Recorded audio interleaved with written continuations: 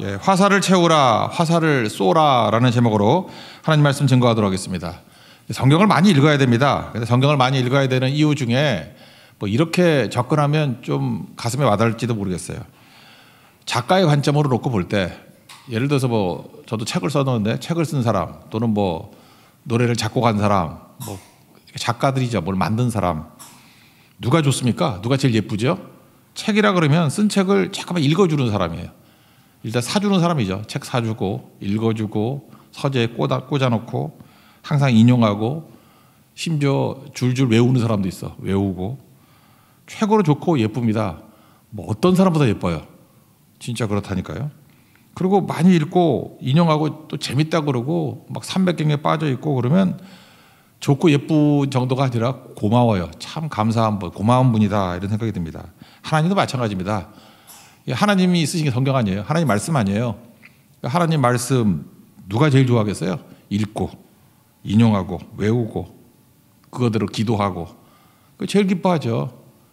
고넬료 보세요. 고넬료를 하나님이 기뻐했던 이유가 뭐냐면 베드로 불러다가 말씀 전해달라 그러잖아요. 10장 사도행전 10장 22절 보니까 말을 전해달라. 그게 레마거든. 레마. 하나님 말씀을 좀 전해주세요. 그러니까 얼마나 귀엽겠어. 마리아도 보세요. 예수님 발치에 앉아가지고 말씀 듣고. 그러니까 제일 좋죠. 그러니까 하나님의 사랑받는 길이 뭐냐면 하나님 말씀 맨날 들고 다니면서 잘 읽고 이렇게 뭐 우리 그 휴대폰에 다 있어요. 그러고 빈손으로 다니면 그래라 나도 너를 휴대폰에서만 은혜 줄게. 그럴 수도 있어요. 그죠? 그러니까 진짜 좋다 그러면은 뭐 하다못해 뭐 CD도 이렇게 사더라고. 어떤 음악가가 좋으면은 그거 막 굴러다니는데도 불구하고 기념이라고. 그렇잖아요. 그러니까 말씀을 귀히 여기고 이 저자 대신 하나님 앞에 말씀대로 기도하고 순종할 때 제일 기뻐한다. 그래서 하나님의 기쁨이 되는 하나님의 거룩한 종 되기를 바랍니다. 그러니까 기도도 마찬가지예요. 이게 시편 놓고 기도할 때 제일 좋아요. 자기 뜻대로 기도하는 거 옳지 않다 그랬죠. 그러니까 시편이 기도니까 이 시편대로 기도를 배우다 보면 기도 진짜 잘하게 돼 있습니다. 아, 기도는 이렇게 하는 거구나 라고 하고 깨닫게 될 수 있다라는 것입니다. 오늘 시편 127편은 좁게 보면 가정에 관한 기도입니다. 우리 가정이 이렇게 되게 해주세요. 확장하면 교회가 될 수도 있고 뭐 일터, 학교 이런 게 될 수 있겠죠. 1차적으로 가정에 놓고 한번 보자고요.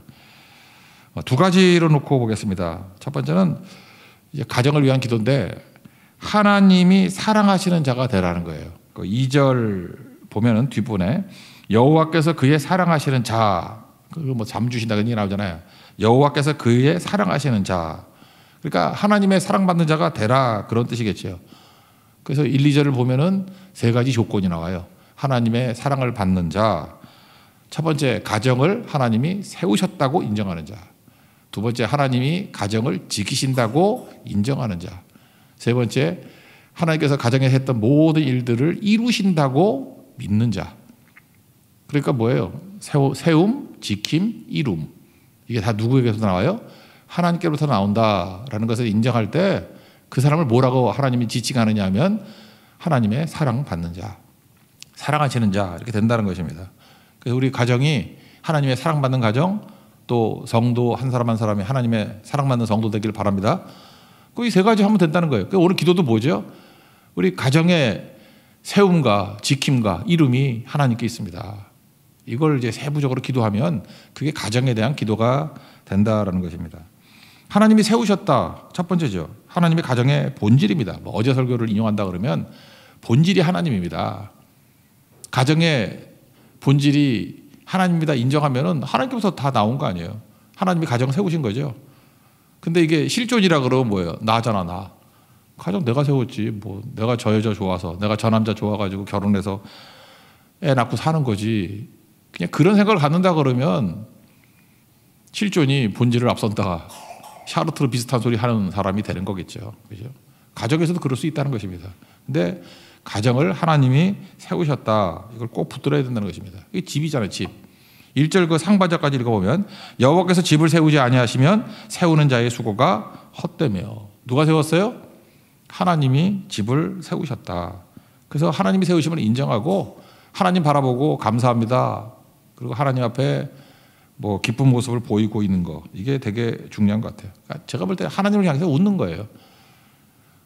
사실은 그 학위를 받는 거, 박사학위 받는 것보다 스펙 쌓는 것보다 더 인생에서 도움이 되는 게 웃는 건데, 웃는 것만 배워도 되게 좋은 건데, 하나님에 대한 웃음. 저도 보면 그래요. 스승의 날이 뭐 있었잖아요. 이거 5월 달에. 근데 뭐 어떤 사람이 와서 그러대. 오늘날에 나를 있게 한 것이 목사님의 가르침이었어요. 뭐 빈소리지 진짜인지 모르겠지만 좀 영광스러운 느낌이 있었어요. 그죠? 그 자기 있었던 모든 것들을 좀 설명을 하더라고. 이렇게 된 게 가르침이었어요. 물론 뿌리에는 하나님의 가르침이 있겠지만, 하나님께서 나온 거겠지만, 목사님을 통해서 하나님 말씀이 들어가서 내가 여기까지 서게 됐고 도움이 됐습니다. 그래서 활짝 웃더라고요. 예, 그게 영광이잖아요. 우리도 마찬가지죠. 내가 오늘 여기까지 선 게 하나님의 은혜였습니다. 은혜 찬양이 그거 아니에요? 모든 것이 은혜라고. 하나님 향해 웃는 거죠. 그게 최고가 될 수 있다는 것입니다. 인간관계 속에서도 다 마찬가지인 것 같아요. 저도 딸이 둘이 있는데 예를 들어서 맨날 가르치는 거예요. 웃으라고 해요. 웃는 것만 잘해도 너 산다고. 남자 설레는 매력이 어디 있는지 아십니까? 잘 웃는 거예요. 여자분들은 생각보다 이거 대수롭지 않게 여기대. 그러면서 꼭 안 되는 애들은 반론을 해. 막 대들어. 목사님 그 말도 안 되는 소리 그만하세요. 뭐. 예쁘면 정색하고 다녀도 다 좋아하던데 그러더라고요. 그래 맞아. 근데 너는 아니야. 내가 그랬거든요.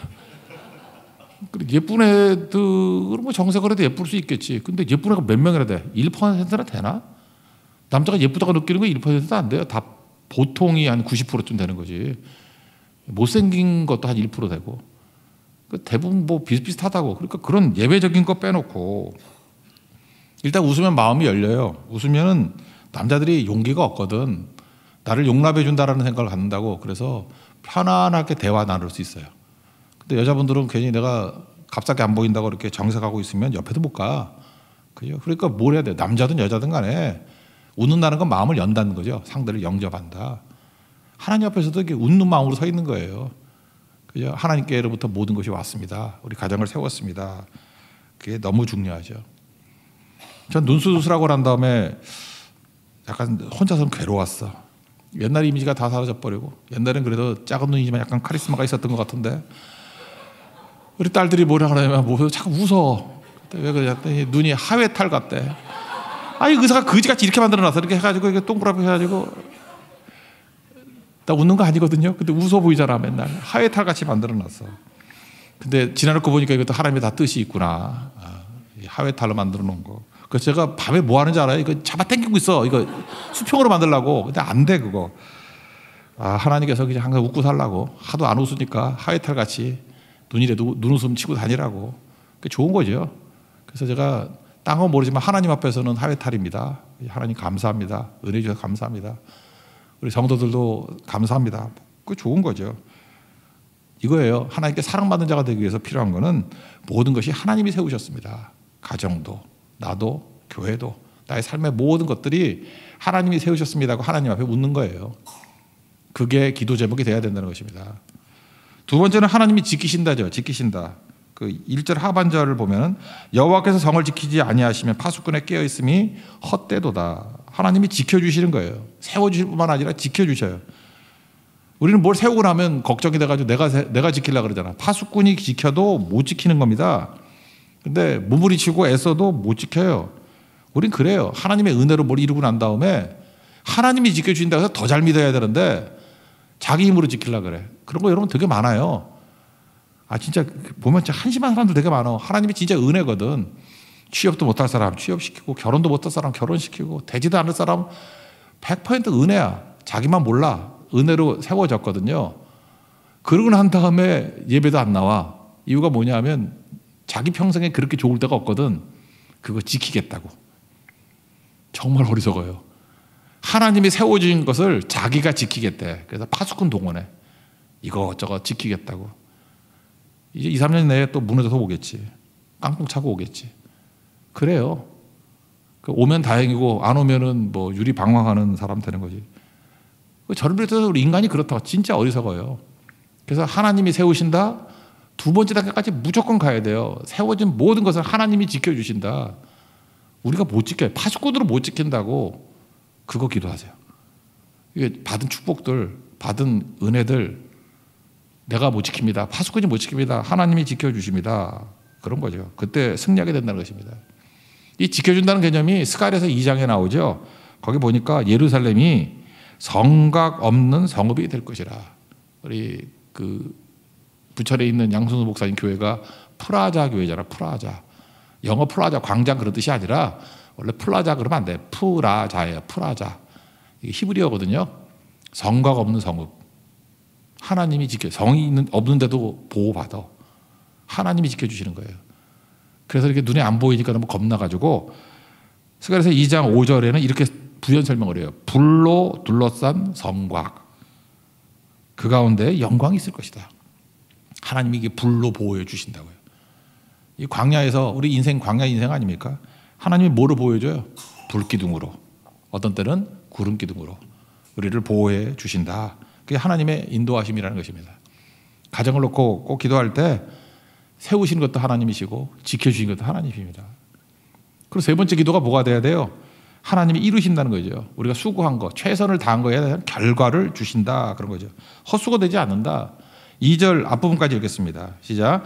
너희가 일찍 일어나고 늦게 누우며 수고의 떡을 먹음이 헛되도다. 하나님 지켜주시면 헛되지 않아요. 그죠? 그래서 열매를 거둔다는 것입니다. 결과를 얻게 될 것이다. 부활장 마지막 고린도전서 15장 58절을 보니까 견실하며 흔들리지 말고 항상 주의 일에 더욱 힘쓰는 자들이 되라. 왜 주의 일에 더욱 힘쓰는 자가 돼야 됩니까? 수고가 헛되지 않기 때문에. 수고가 헛되지 않다는 게 뭐예요? 적극적으로 너희들이 최선을 다한 것들이 반드시 열매를 거두게 된다. 빌립보서 1장 6절 보니까 착한 일을 시작하신 이가 예수의 날까지 이루실 줄을 우리가 확실한다. 결과가 있다는 거예요. 끝까지 열매 맺게 만들어 주신다. 그게 하나님께서 하시는 일이다. 그런 겁니다. 하나님께서 우리에게 은혜 주심을 믿습니까?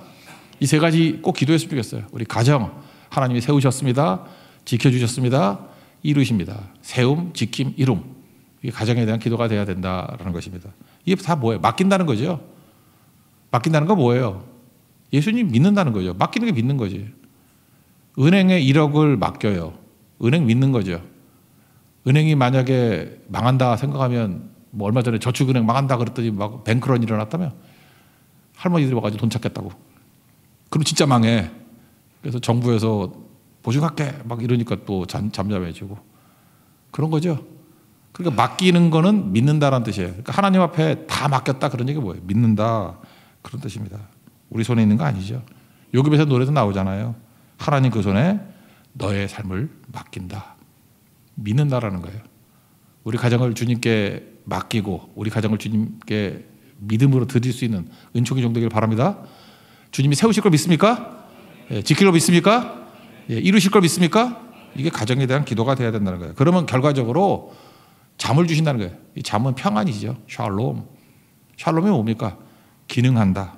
제 기능을 발휘하게 만든다. 그래서 2절 하반절 보니까 그러므로 여호와께서 그의 자녀 사랑하시는 자에게는 잠을 주시는다. 다 기능하게 된다는 거예요. 어떤 의사가 뭐 실험해봤다 그러대. 뭐 이렇게 잠을 안 재워봤더니 그 정신 나간 사람이지. 뭐 돈 받겠다고 또 안 자는 사람도 있어. 11일 1시간 기록이에요. 기네스북에 11일 1시간. 그랬더니 환각 현상이 나타나더래. 그죠? 막 제가 목사인데 아가씨 막 이러고 5일 안 재우면 내가 아가씨를 보이고 막 그래요. 그다음에 뭐 방향감각 상실하고 동서남북이 어딘지 모르고 운동기능 상실하고 파괴된다는 거.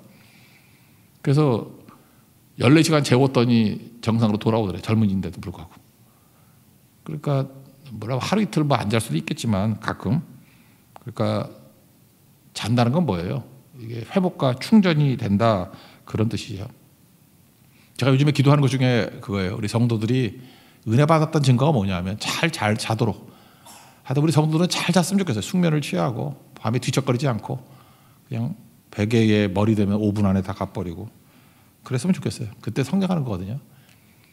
저희 어머니가 맨날 그러더라고요. 제가 중학교 1학년 때 키가 181이었거든요. 중학교 1학년 때 키예요.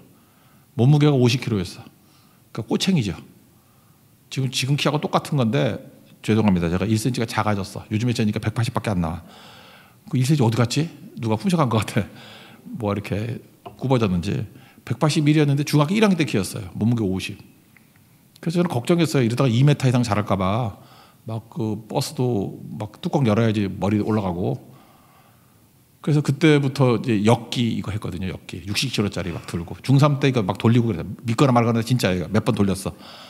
그랬더니 키 하나도 안 자라더라고. 그래서 엮기 하면 키 안 자라. 근데 하여튼 그때에 막 엄청 자랄 때 제가 그 어머니가 하셨던 얘기 기억나요. 그때 잠을 엄청 잤던 것 같아.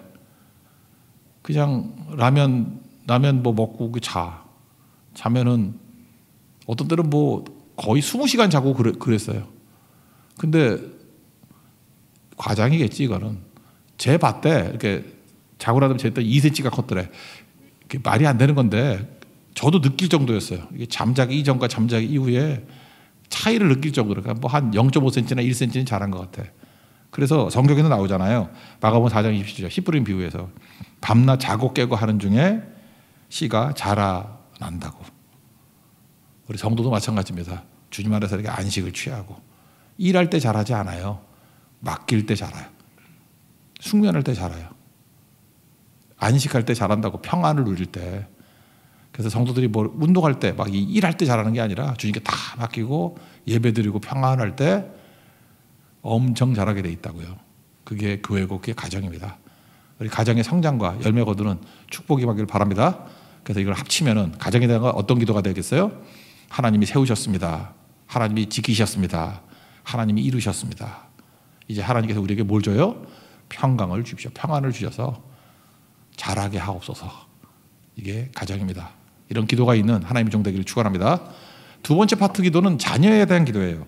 자녀를 화살로 비유했어요. 그래서 자녀를 화살로 키우라라는 것입니다. 그래서 자녀를 화살통의 화살이라고 묘사를 합니다. 두 가지 메시지가 나오는데, 첫째, 화살통에 화살이 없으면은 못 싸우죠. 그러니까 화살통에 화살이 있는 게 복이라는 거예요. 그러니까 화살통에 화살이 하나도 없으면은 내가 아무리 활을 잘 쏴도 화살이 없네? 그럼 무력해지고 미래가 없죠. 그러면 지게 돼 있잖아. 그래서 수치를 당한다 그러잖아요. 화살통에 화살이 없으면. 이걸 액면 그대로 받아들이면 많이 나야 돼요. 그죠? 자녀 많이 낳는 게 복이고 그런 거죠. 역사를 한번 보세요. 국력과 미래는 아이들 낳는 거에 달려 있더라고. 제가 몇 년 전에 이런 소리 했더니 막 욕하고 막 그러던데, 뭐 무책임하게 저런 소리 한다 그러는데, 성경 말씀이 그런 건데 뭐, 그죠? 대항해 시대 때 두 나라를 비교해 보세요. 영국과 스페인 인구 비슷했어요. 그런데 영국은 그때 복음이 들어가고 그때 막 성경 번역하고 해가지고 부흥이 막 일어났어. 그래서 부흥의 결과가 뭐냐면 생육하고 번성하라야. 애들 엄청나요. 그래서 그 전통이 지금도 미국의 남쪽 가면은 그 바이블 벨트라 그러잖아요. 그죠? 뭐 텍사스라든지 뭐 아리조나 그 옆쪽을 쭉 나가면 조지아까지 애 많이 나요. 생각보다 4명씩 낳고 막 그런 집 많아요. 5. 어떤 목사님 가족은 뭐 11? 네, 그런 것도 봤어. 엄청 많이 나요, 애들. 애틀란타도 많이 낳는 분들 많아요. 그렇게 남쪽에. 그 전통이 남아 있다고. 하나님의 복이 자녀에게 있다고. 저도 지금 후회되는 게 뭐냐고. 왜 둘만 낳았을까? 더 날 걸. 그죠? 엄청 낳는 거. 제일 부러운 게 그래요. 오늘도 찬양인도 했지만 4명 낳은 아줌마 되게 부러워. 그죠? 조 집사님 뭐 부럽고 우리 박 전사님 부럽고 4명. 5이 없어. 5만 낳으면 참 좋겠는데, 그죠? 이게 복이라고. 그래서 영국은 보세요. 그 그레이트 브리튼이라는 섬에서 뭐 우리나라가 비슷한 수준의 인구였다고. 근데 전 세계 퍼져가지고 아이 낳으니까 미국 채웠지. 뭐 다는 아니지만 캐나다, 남아프리카 공화국, 오스트레일리아, 뉴질랜드 거의 그 정통 걔네들만 거의 80-90% 채운 거 아니에요. 번성하니까 그 문화와 전통이 신앙이 유지가 되잖아요. 스페인은 남자만 갔어. 얘네들은 쾌락과 금이 목적이었어요. 뿌리를 못 내려요. 정복을 하는데 다스림이 없는 거예요. 다스림이. 그래서 스페인이 19세기 초반부터 식민지 다 잃었어요. 남미가 독립이 되게 빨라요. 1815년인가부터 시작해가지고 19세기에 다 끝나버려. 그래서 스페인은 몰락을 해버렸다고. 이유가 뭐냐? 애 안 낳아서. 그런 거죠. 그러니까 자기 인구도 별로 많지 않아 거기도. 그러니까 이 말도 맞는 거죠. 화살통에 화살이 없어요. 화살통에 화살을 잔뜩 있게 만드는 거. 지금 여기 젊이들을 놓고 얘기하는 거예요. 세상의 시류하고는 다르게 많이 낳는 게 복이다. 잊지 마시오. 많이 낳는 게 복이라고요. 나는 지금 45이 넘었는데요. 능력 주시는 자리에서 능치 못할 것이 없는지라. 그죠? 뭐 계속 하는 거지 뭐. 중국 보세요. 중국이 한 명 낳기 운동. 내가 그때 그랬거든요. 아이를 한 명 낳아 인구가 많다고. 저걸로 중국은 무너질 거야. 내가 맨날 그러고 다녔다고. 중국은 한 명 낳기 운동으로 무너지게 만들 거야. 그래서 뭐 소황제 그랬잖아요. 애 버르장머리도 없고. 하나를 놓고 뭐 8명이 달려들었다며. 그렇잖아요. 친가 쪽에 4명, 외가 쪽에 4명. 하나밖에 없으니까. 걔 하나 뭐 너밖에 없다, 너가밖에 없다. 인구도 줄지만 일단 애가 버르장머리가 없잖아. 교육을 못 받고. 그러니까 스포일 돼가지고 애가 아무것도 안 되더라. 지금 중국의 문제는 뭐예요? 저렇게 인구가 많은데도 불구하고 노동력이 부족하다잖아요. 왜? 뭐 크면 클수록 또 젊은 사람이 있어야 될 거 아니에요. 지금 뜨는 나라가 어딘지 알아요? 베트남이에요. 베트남 평균 연령 32세. 베트남 가보세요. 다 젊은이밖에 없어. 평균 연령이 32세라니까요. 인도네시아 엄청났어요. 거기는 회교 지역에서 그런지 모르지만 인도네시아 인구가 지금 2억 5천에서 3억이거든요. 인도네시아 자바섬이라고 그렇게 크지도 않아요. 근데 자바섬에만 1억 5천이 살아. 근데 러시아 인구가 1억 4천이에요. 150배 크기의 러시아 인구가 자바섬 하나에 안보다 작아요. 그 인도네시아 무서운 나라라고. 지금도 보세요. 이제 미래의 강대국은 다 애 낳는 나라야. 베트남, 인도네시아, 뭐 이런. 인도는 우리 가봐서 알지만 몇 명인지 알 수가 없어. 낙타섬에 갔거든요. 안녕하세요. 그 전도라고 나왔는데 조그만 집이었어요. 사람이 나오는데 끝없이 나와. 또 나오고, 또 나오고, 또 나오고. 뭐 준다 그러니까 또 나오고, 부르니까 또 나오고. 우리 그 미스바의 그 찬양 연습하는 그 정도 방 정도 되는 것 같아, 집이. 지난번 낙타산 갔을 때 거기서 52명 나오는 거 봤어요. 거기 52명 어떻게 살아? 그러니까 인도 인구는 아무도 몰라요. 하나님도 잘 모르실 것 같아. 아무도 모를 것 같아. 그냥 부르면 계속 나와. 그러니까 인구수에 따라서 달라지게 된다. 그런 거죠. 나중에 우리나라도 마찬가지죠. 이렇게 인구가 줄어들고 이러다 보면 벌써 노동력 부족하니까 우리나라 이제 이민 정책이 바뀔 걸. 외부인들이 올 거 아니에요. 그러면은 우리가 피땀 흘려 다 세워놓은 것들 베트남 사람이 다 누릴 걸. 짓지 않은 집에 살 거고. 이제 농촌부터 뭐 텅텅 빌 거 아니에요. 그러면 어느 지역은 베트남이 다 가서 살 거고, 어떤 데는 캄보디아 가서 살 거고, 어떤 데는 인도 가서 살 거고. 그 다음에 뭐 세우지 않은 과수원 누린다 그러잖아요. 그 자업자득이죠. 뭐 할 말이 더 있어. 텅텅 빈 것보다 낫지. 그렇게 된다는 것입니다. 그러니까 이걸 영적으로 해석합시다. 교회도요, 되는 교회는 청소년과 젊은이가 있어야 돼요. 그거 없으면은 똑같이 몰락합니다. 그러니까 뭐예요? 화살통에 화살이 가득한 교회가 돼야 된다고. 전도하고 양육하고 하는 거 계속 키워나가야 되겠죠. 그럴 때 수치를 당하지 않는다. 우리 교회가 수치를 당하지 않기 위해서 우리 젊이들 전도하고 세우고 일으킬 수 있는 하나님 종 되길 바랍니다. 그 내용에 쭉 한번 읽어봅시다. 3절부터 5절까지 시작. 보라, 자식들은 여호와의 기업이요 태의 열매는 그의 상급이로다. 젊은 자의 자식은 장사의 수중의 화살 같으니 이것이 그의 화살통에 가득한 자는 복되도다. 그들이 성문에서 그들의 원수와 담판할 때 수치를 당하지 아니하리로다. 두 번째, 이 자녀들에 관한 메시지 중에 하나는 뭐냐면 화살은 화살통을 떠나야 된다는 거예요. 화살은 화살통에만 있으면 안 되고 쏴야 되죠. 화살을 쏴야 되잖아요. 쏴서 날려보내야 된다. 이게 뭐겠어요? 뭐 파송해야 된다. 또 하나는 떠나보내야 된다. 요즘에는 뭐 화살보다 미사일이죠. 미사일은 쏘는 맛에 있는 거 아니야. 그죠? 이번에도 누리온가 뭐 쐈더니 올라가잖아요. 그러니까 자녀들은 화살이에요. 미사일이에요. 쏴서 날려야 된다고. 세상을 향해서. 제가 어저께 그 청소년부 갔더니 뭐 청소년들이 뭐 한 13명? 10명씩 이렇게 앉아있대요. 그래서 뭐 하냐 그랬더니 고성선교 준비팀이래. 우리 고성선교 준비하는데 니네만 준비하냐? 그랬더니 아마 그 청소년 캠프 하는 거 준비하는 것 같아요. 제가 느낀 게 그거였어요. 아, 얘네들이 화살이구나. 여기서 준비해가지고 고속에서 쏘잖아요. 그죠? 그래서 기도해달라고 해서 제가 기도를 했는데 제가 말로는 그러면 안 되는데, 그죠? 이렇게 몇백 명이 영양 주기를 원합니다. 그래서 갑자기 몇천 명으로 바뀌어버렸어. 그들이 화살이 되면은 그 고성일 때 몇천 명의 사람들이 변화될 수 있잖아요. 그죠? 어디까지 커질지 알아요. 고성의 한 30% 정도는 다문화 가정이에요. 걔네들 아직 지금 오지 못하는데 다 와가지고 넘어지면, 넓어지면은 어마어마한 일들이 벌어지겠죠. 아, 이제 이 사람들 키워야 되겠구나. 우리 교회의 화살이에요. 화살. 그리고 쏠 거예요, 그거. 잘 준비해서 나가면 되겠죠. 그래서 그냥 보내면 안 되고 어떻게 되겠어요? 훈련받고 그다음에 은사 개발하고 잘 준비돼서 쏘면은 불화살, 공포의 불화살이죠. 마귀가 두려워 떤다고. 마귀 손도 못 대요. 우리 화살 많아가지고 와 쏘고 그럼 끝나겠죠. 제가 보니까 제가 이렇게 사역을 하면서 저희 부모님에게서 제가 화살일 거 아니에요. 제가 우리 아버지한테 도움을 받은 게 많아요.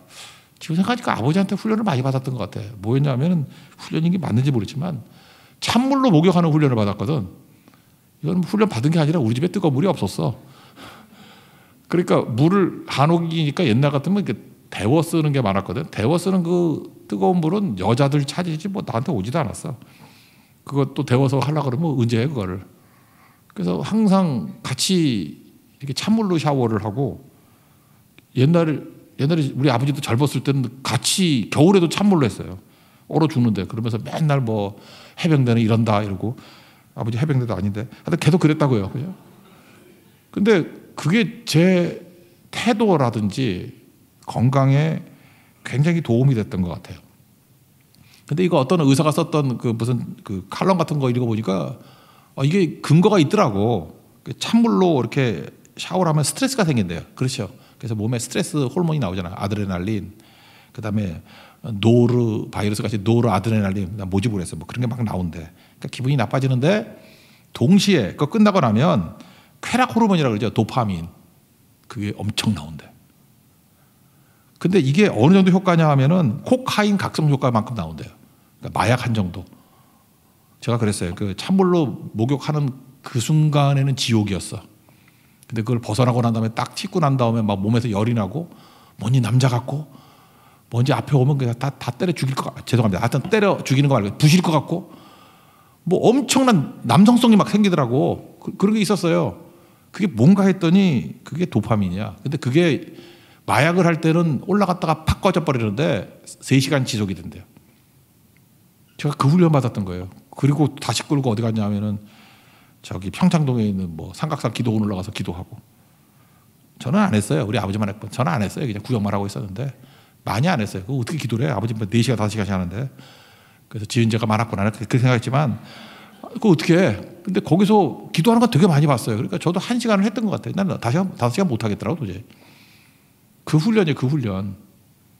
그러고 나니까 목사 되고 난 다음에 제가 다른 전도사님이나 목사님들에 비해서 철야기도를 잘했어요.